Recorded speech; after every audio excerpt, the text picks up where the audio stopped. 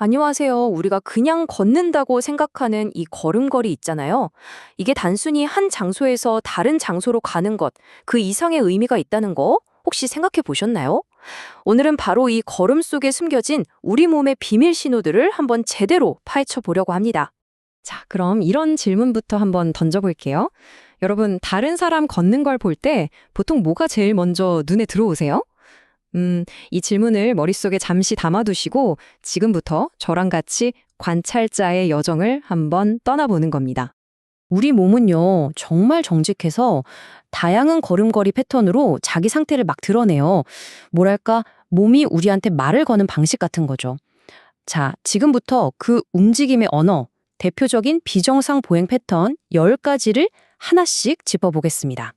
첫 번째는 바로 트렌들렌버그 보행입니다. 혹시 길 가다가 걸을 때 한쪽 엉덩이가 유독 옆으로 쑥 빠지는 분 보신 적 있으세요? 바로 그 모습이에요. 이게 왜 그러냐면요. 우리 몸의 균형을 딱 잡아주는 아주 중요한 근육, 이 엉덩이 옆쪽 근육이 약해지니까 반대쪽 골반이 그냥 툭 하고 아래로 떨어져 버리는 거예요. 그래서 이런 걸음이 나오는 거죠. 자, 다음은 개상보행인데요. 이 고름고리는요, 소리가 진짜 특징적이에요. 발이 땅에 닿을 때 퍽 하고 뭔가 때리는 듯한 소리가 나거든요.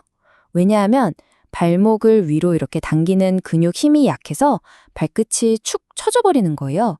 그러니까 이걸 바닥에 질질 끌지 않으려고 마치 계단 오를 때처럼 다리를 번쩍 들어 올리면서 걷게 되는 거죠. 우리 몸의 보상자공이라는 게 참 정말 신기하죠? 가위보행은 이름만 들어도 딱 감이 오시죠? 맞습니다. 진짜 가위날처럼 양 다리가 안쪽으로 교차하면서 걷는 모습이에요. 이건 허벅지 안쪽 근육이 너무 뻣뻣하게 굳어서 다리를 바깥으로 벌리는 게 힘들어지는 거거든요. 그래서 걸을 때마다 다리가 서로 스치거나 부딪힐 것처럼 엇갈리는 거죠. 자, 지금까지 몇 가지를 봤는데 사실 비정상 보행 패턴은 훨씬 더 다양해요. 지금 보시는 이 표가 대표적인 패턴들을 한눈에 딱 정리해 놓은 건데요. 예를 들어 통증 회피 보행 같은 거, 말 그대로 아픈 쪽 다리는 최대한 빨리 땅에서 때려는 본능적인 움직임이고요. 또 원회전 보행은 무릎이 잘 안 굽혀지니까 다리를 옆으로 크게 원을 그리면서 앞으로 나아가는 방식인 거죠. 이 표를 보시면 각각의 걸음걸이가 어떤 특징을 갖고 또 원인은 뭔지 금방 파악하실 수 있을 겁니다. 자, 이제 우리는 몸이 말하는 몇 가지 언어를 배웠습니다. 그럼 다음은 뭘까요? 맞아요. 이제 배운 걸 써먹어 봐야죠. 직접 관찰하는 법을 배우는 겁니다. 지금부터 복잡한 걸음걸이를 아주 체계적으로 분석할 수 있는 간단한 방법을 알려드릴게요. 이게 뭐 복잡해 보일 수도 있는데 딱 이 4단계로 나눠서 보면 진짜 쉬워져요. 첫째, 멀리서 숲을 보듯이 전체적인 속도나 리듬 같은 걸 한번 쓱 보세요. 그 다음엔 나무를 보듯이 한쪽 다리에 집중하는 겁니다. 체중을 실는 다리는 안정적인가? 앞으로 뻗는 다리는 부드럽게 나가나? 그리고 마지막으로 발 모양은 어떤가? 이 순서대로만 딱딱 짚어보면 되는 거죠. 자, 어떠세요? 방금 배운 관찰법을 떠올리면서 다시 한번 생각해 보세요. 이제 너가 걷는 걸 보면 시선이 좀 달라지지 않으셨나요? 예전에는 그냥 걷네 하고 말았다면 이제는 저 사람 몸통이 좀 기우는데? 골반이 흔들리네? 발끝이 저쪽을 향하네?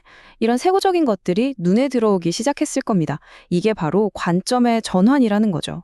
물론 우리의 눈이 정말 훌륭한 분석 도구인 건 맞아요. 하지만 전문가들은 여기서 한 걸음 더 나아가죠. 더 객관적이고 정확한 평가를 위해서 다양한 도구들을 쓰거든요. 자, 이번에는 전문가들이 쓰는 도구 상자를 살짝 한번 열어보겠습니다. 과연 뭐가 들어있을까요? 전문가들의 평가는 크게 두 가지로 나눌 수 있어요. 왼쪽은 관찰 기반 척도라고 해서 임상가의 숙련된 눈과 경험으로 움직임의 질을 평가하는 뭐랄까 예술의 영역에 가깝습니다. 반면에 오른쪽 정량적 분석은 달라요. 센서나 카메라 같은 장비를 동원해서 속도, 각도, 시간 같은 걸 아주 정확한 숫자로 뽑아내는 그야말로 과학의 영역인 거죠.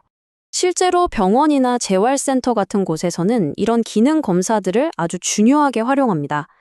예를 들어 그냥 10m를 걷는데 몇 초 걸리는지, 6분 동안은 얼마나 멀리 걷는지 이런 간단해 보이는 검사만으로도 그 사람의 전반적인 이동 능력과 건강 상태를 파악할 수 있는 정말 중요한 데이터를 얻을 수 있거든요. 와, 이 문장은 정말 중요하니까 꼭 기억해 주세요. 우리가 보통 혈압, 맥박, 호흡, 체온 이걸 묶어서 활력징후, 즉 생명이 살아있다는 기본적인 신호라고 하잖아요. 그런데 걷는 속도 역시 그 정도로 중요한 6번째 활력징후라는 겁니다. 이게 무슨 뜻이냐면 걷는 속도가 느려진다는 게 그냥 나이 들어서 그런가 보다 할 게 아니라는 거예요. 우리 몸 어딘가에 문제가 생겼다는 아주 중요한 경고 신호일 수 있다는 거죠. 이건 정말 중요한 포인트입니다. 자, 이제 지금까지 흩어져 있던 조각들을 하나로 쭉 맞춰볼 시간입니다. 결국 이 모든 보행 패턴 분석 방법들이 나의 건강과 어떻게 연결되는지 그 핵심을 이야기해 보도록 하죠. 네, 맞습니다. 오늘 우리가 나눈 모든 이야기는 결국 이 한 문장으로 모아집니다. 우리의 걸음은요, 우리 몸의 신경계, 근육계, 골격계 건강을 남김없이 비춰주는 거울과도 같아요. 걷는다는 게 그냥 다리만 움직이는 게 아니잖아요. 뇌에서부터 명령이 내려오고 수많은 신경과 근육, 뼈들이 정말 완벽하게 협업해야만 가능한 우리 몸이 만들어내는 종합 예술 작품인 셈이죠. 그렇기 때문에 여러분의 걸음걸이야말로 여러분의 현재 건강 상태를 가장 정직하게 보여주는 성적표이자 보고서가 될 수 있다는 겁니다. 오늘 이 시간을 통해 여러분이 자신의 걸음, 그리고 주변 사람들의 걸음을 조금은 다른 시선으로 바라보게 되셨으면 좋겠습니다. 여러분의 걸음은 매일 어떤 이야기를 써내려가고 있나요? 이 질문을 스스로에게 한번 던져보시면서 오늘 하루 자신의 걸음걸이에 조금 더 귀를 기울여 보는 건 어떨까요?